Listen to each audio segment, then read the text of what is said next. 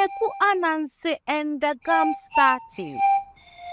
In the time that all animals lived together, there was once a spider called Ananse. He lived in a village with his relatives and all other kinds of animals: hyena, porcupine, squirrel, guinea fowl, the chameleon, and many, many more. Ananse was one of the village elders, and one day he summoned all his friends and relations and discussed how they could all do more to help one another. Since they were all farmers, they decided it would be a good idea if they would all go to help one individual each day to plow, weed, harvest, whatever needed during the fields or around the house. For example, on Monday, they would start at Ananse's uncle's farm to help. On Tuesday, it would be his grandfather. And on Wednesday, it would be his nephew's turn. Anansi put himself in charge of this program, and he saw to it that everyone joined and helped out. After a month or so, he was having a quiet sit down in front of his house, and he started thinking. He said to himself, I think I can see a way to benefit from this arrangement. I could pretend to be really ill, so I can't help out with others. And by the time I'm well again, all the work on my farm will be done. So the next morning, Anansi stayed in bed, and when his nephew came to call on him, he told him, yo, my nephew, this buddy of mine is really sick today. I'm afraid I can't join you today. Anansi's nephew told the others that his uncle was sick. They were all very concerned and decided that the next day they would all go and help out at Anansi's farm.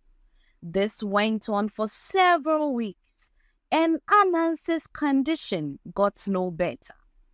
One or two people started to whisper, it's all very well as helping on Anansi's farm. When is he going to give us a hand? Anansi heard the complaints and realized that he wouldn't be able to pretend for much longer. He decided he would have to do something to make everybody believe that he was really very sick. The next day, he called some of his relatives together and said to them, this illness of mine has been going on for some time, and it doesn't look as if I'm getting any better. In fact, I feel worse every day. In fact, I think I am going to die. Some of his relatives protested, No, uncle, you won't die. No, my brother. I will call on the medicine man and get you some herbs. But Anansi told them he was getting weaker all the time and started making his funeral arrangements. When I die, he said, you should bury me on my brother Kwame's farm. I have always loved his yams, and I would like to be buried next to them. Kwame agreed that his brother could be buried there. After all, it's very difficult not to grant a dying man his last wish. Anansi continued giving instructions. They should dig a nice big hole and line the walls with cloth so that his spirit will be comfortable. Then they should put pots, pans, and cooking utensils in the grave so that his spirit would be able to prepare food for himself. Anansi's relatives set to work digging the grave, while Anansi pretended that his condition was getting worse all the time. Why exactly does Ananse need all these things in his grave? Let's get to work. Soon he learned that the grave was finished. So the next time he saw someone approaching his house, he pretended to be dead. They tried to wake him up, but Ananse wouldn't wake up. So they decided he must indeed be dead. The next day, they took his body and laid it in the grave, which had indeed been prepared the way Ananse had instructed. There were pots and pans and cooking utensils. That same night, Anansi climbed out of the grave and started collecting yams from the field, which he hid in his tomb. Enemy di. Atadri, and the mate dene. Atadri, and the mate dene. Atadri, and the mate dene. He cooked some of them. He made fufu with some of them. When daylight approached, Anansi hid in his tomb and slept. The next night, he collected more yams and feasted again, this carrying on for 1 month. Eventually, Kwame noticed somebody had been stealing his yams. He thought long and hard. Who could have done this to me? Normally, he would have suspected Anansi because he knew what his cunning brother was like.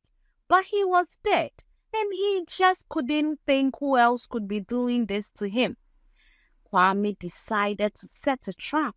He went to see the carpenter and got some sturdy wooden poles, which he took back to his farm, where he poured tar all over them and placed them strategically around his field like scarecrows. Except these scarecrows weren't meant to scare, but to trap. Kwame was sure that the thief, whoever he was, would either touch one of the poles and get tar all over himself, or leave a mark of some kind which he could be identified. That night, when Anansi came out of his tomb to help himself to a few more of his brother's yams, he immediately spotted a figure standing in the middle of the field. Oh, he thought, somebody is watching me. But he noticed the figure just stood there, not moving at all. His curiosity got the better of him, and he slowly crept up to the figure. As the pole didn't stand very tall, Anansi figured it must be a young boy. He decided to play a trick on the child. He crept up to it and said to it, "I've just seen your mother looking for you. She said you have to come home to have dinner." But there was no reaction from the scarecrow. Anansi repeated, "Your mother has been looking for you. Your dinner is waiting for you." But there was still no reaction. Anansi got quite annoyed at the child's insolence. "Look, I am talking to you, you vagabond. Why don't you answer me?" Still, no reply, and Anansi got even more annoyed. "Do you want me to give you a slap? Very well, I will slap you, and then we will see what happens." With that, Anansi gave the scarecrow a big slap, and his hand got stuck in the tar. He pulled, but he couldn't get loose. "Let go of me, you rascal," he shouted. "Let go of this hand." He screamed at the wooden pole to let go of his hand. "Let go of me, or I will slap you again." And he slapped with his free hand. And immediately, that one got stuck in the tar as well. Anansi got more and more agitated and angry. "I will give you a good kicking if you don't let go of me." He kicked the scarecrow with his left foot, and that got stuck. He kicked again with his right foot, and that got stuck as well. Anansi was now well and truly stuck to the scarecrow. He tried pulling as hard as he could, but there was no way he was going to pull himself free. In the end, He was so exhausted that he had to give up and cried himself to sleep. As soon as the sun was up, Ananse's brother Kwame came strolling in his field. He got to see if his plan had worked. He looked around carefully and saw that no more of his yams had been stolen, so that part of the plan had worked. Smiling to himself, he went round to inspect the tadpoles, and lo and behold, he saw a figure of a spider attached to it. As he hurried closer, he recognized his brother Ananse. Kwame exclaimed, Ananse, Ananse, what are you doing here? You are supposed to be dead. Coolly, Ananse replied, Ananse is indeed dead. It is his ghost you are looking at. You may have gathered by now that Kwame was rather naive, and he was also very superstitious. So when he heard these words, he really believed this was a ghost addressing him. He became very scared and ran away.